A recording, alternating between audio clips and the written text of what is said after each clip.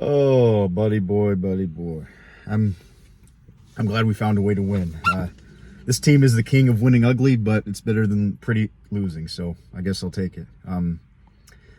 Before I make any points in this video, I just want to say one thing.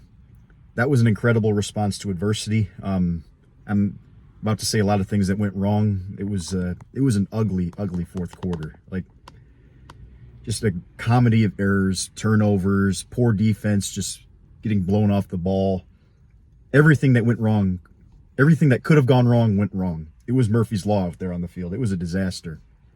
And Bryce had a freshman moment. He had a lot of freshman moments in this game. Of course, Marshall goes down. I'm going to get to that in a second. Like, everything went wrong, and we were playing terrible. And it would have been really easy to just think it's just not our day, or just be so frustrated that you're not focused on the next drive. But I got to say this, like, when we had to have it, we got it. Especially Bryce Underwood, you know, after throwing 3 interceptions, you come out on that drive and you throw an absolute beauty to Marsh, who makes a really nice catch on the sideline. That was a great catch. You know, those are 2 freshmen right there stepping up. We already have an offensive line full of a lot of freshmen, and they're not perfect, but you know what? When they had to have it, they stepped up. So, and then Zavada, after missing 2 field goals, when we need to have it, we got it. So, you know, there was a lot wrong with this game, but I think first and foremost, I got to give credit to these guys for keeping their head down and winning this football game when everything was going wrong. You know, that's a testament to their character, especially Bryce, you know, being a freshman, you know, guys picking each other up when everything was going wrong. So I just got to say, great job getting the win, responding to the adversity. That was, it was a battle, and I want to give Northwestern a lot of credit. You know, I don't think they're the greatest team in the world, but man, they hit very hard. They're great at tackling. They're very physical up front on both sides of the ball. They don't make a lot of mistakes. They don't beat themselves. Like, maybe not the most physically talented team, but man, they play a tough brand of football. I think that could be a really good football team in years to come. I think that young coach is doing a great job. Yeah, they definitely gave us a fight, so I want to give them a lot of credit. They played a really good football game, and we didn't, which honestly should be even more encouraging. The fact that we can play so poorly and they can play so well, and we still found a way to win. I mean, that's, in a way, that's kind of encouraging. You know, we're still a super young team. Mistakes are going to happen. So that's what I'll get out of the way. I think the biggest takeaway I have, other than that, is schematically, I think things are fine. You know, I think the running game is really good. I like the blocking schemes there. I mean, the passing game was great today. Guys were getting open all over the place. It's frustrating, too, because Bryce, I think, was playing a really good game outside of 3 throws. I think he had 3 interceptions. He did get sacked a couple times, probably should have gotten rid of the ball, but the passing game was great. You know, schematically, things are great.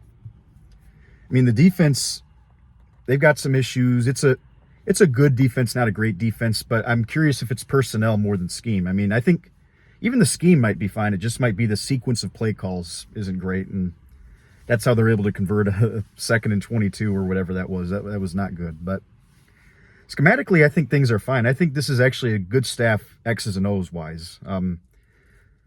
But here's the big thing. And like I said in previous videos, this year is an audition for Sharon Moore. You know, he's safe this year no matter what happens. Even if we would have lost this game, as angry as everybody would have been, I think he was safe. But this is an audition, and you can be a great X's and O's guy, but your team has to have a mentality. I think that's the biggest problem, is he's still trying to develop his identity, and it's just not progressing like I'd hoped, you know. The fact is, we're up 21-9. Northwestern's got a 2nd and 22 at their own 10-yard line, I think. If this were a previous Michigan team, this game's over. Like, that's the kind of culture Jim Harbaugh set. Like, when you have your foot on their neck, you step on it. You step on it, and you give a great big stomp. For whatever reason, with this team, that just doesn't seem to happen.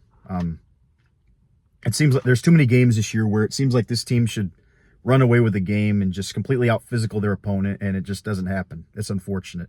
And, you know, it kind of goes back to coaching, you know, all the sloppy mistakes, all the sloppy errors, like not watching the football on defense, getting 2 offsides penalties.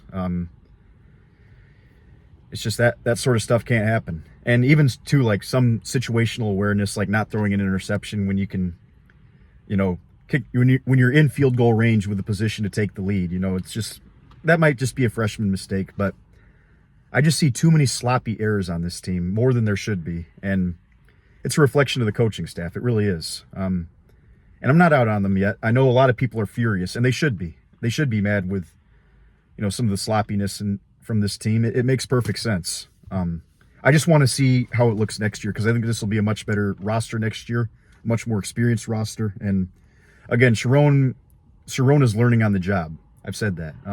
And progress is not always linear. What's frustrating is schematically, we came out with a great game plan. Like, we wanted to sling it, and we got guys open. We got Bryce in a rhythm. We ran the football pretty well. But this team doesn't seem to have the killer instinct, and I think that's the problem. I'm not saying that they don't play hard, but the mentality at Michigan is bury the other team once you got them, especially a team that runs the football, like the boa constrictor analogy that Joel Klatt talks about all the time. Like, Michigan slowly wears you down. And it just kind of seems like when we have teams on the edge of a cliff, they give us a push back, and then they can make it a game, and then they push us on the cliff. I mean, this game should have been over when it was 21-9. But for some weird reason, we just couldn't defend the deep ball. I think a big problem with this team, too, is our front four doesn't generate a lot of pressure outside of Moore. I need to see more from the defensive tackles. I said that. I know Etta made a couple nice plays, but I need to see more wins up there. I really do.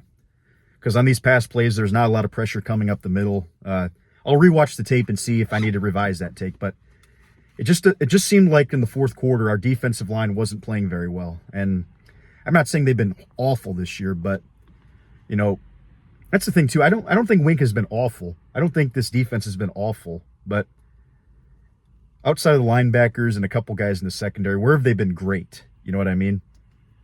Because the way we recruit, it should be great, and especially against a team like Northwestern. If it's not great against Ohio State or even against like Illinois, that's one thing, right? But it just seems like all year we've gotten very mediocre production from that group. And, it's easy to blame the secondary, the backers, but if you don't create pressure and the quarterback feels like he has all day, he's going to pick you apart. That's honestly, you saw Bryce. Like, when Bryce got protection today, he was fantastic for the most part. When he was under pressure, that's when he took sacks, and that's when the drive stalled, You got to have your front four. I mean, it's not always easy, but you got to have someone in your front four get a win. Barham has kind of been a disappointment in the second half. I need to see more from him. Derek Moore, it was an okay game, not a great game. But I just need to see more from the rest of that group. And we're going to be losing a lot of guys next year. It's going to be Ada and Brandt probably leading that crew. They got to step up. Like, these guys were recruited, especially Ada. He was recruited to be a big-time player. I need to see more. I just do. Because this game should have never been close. But the fact is, when your defense can't create pressure without blitzing, I was getting on Wink for blitzing too much, but now I can kind of see why. If you can't get pressure without blitzing, you open up so many plays for the other team. You really do. You open up the middle of the field, you open up the deep part of the field. That's exactly what happened. That's exactly how they were able to get those key one-on-one matchups and get back in the game. So that's got to get fixed. I don't want to say too much more because I want to rewatch the game and get my reaction after that. But that's what I want to say, I think it's great that we got the win. It speaks a lot to the character of these guys, but I want to see more of a killer instinct. And I want to see us bury teams when we have them on the edge of the cliff. When we have them on the edge of the cliff, push them off. You know what we are? You ever see cats like catch a mouse and, they could clearly just kill it right there, but they kind of bat it around, They play games with it. They try to intimidate it. And then all of a sudden the mouse gets away and you're just like, oh, you had it. That's exactly what this football team is, or that's what they did today. They had Northwestern in that situation. They were playing with their food, and their food almost got away. Thankfully, we were able to get a win. But I think the biggest thing right now is Jordan Marshall.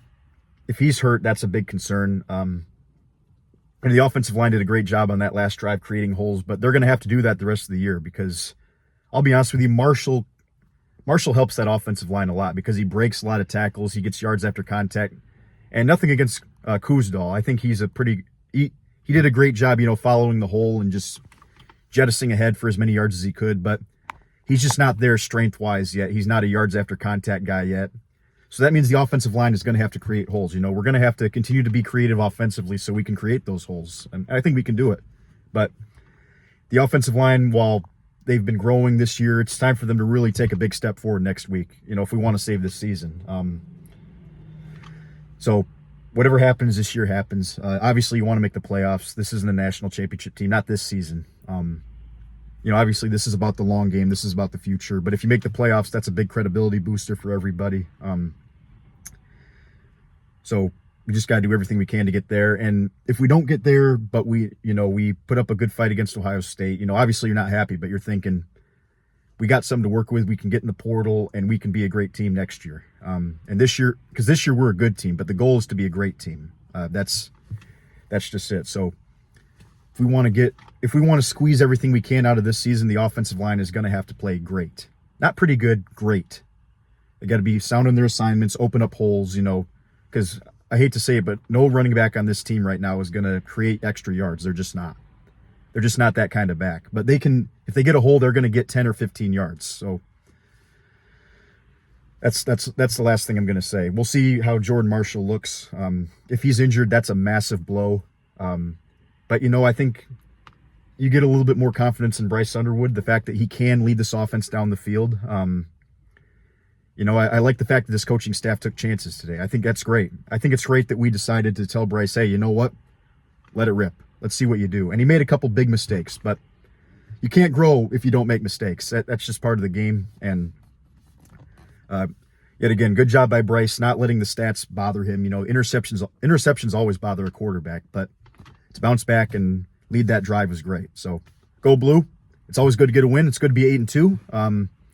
Goal is to be 9-2 going into Ohio State. Let's hope that we get healthy. And, go Blue. Have a good one, everyone.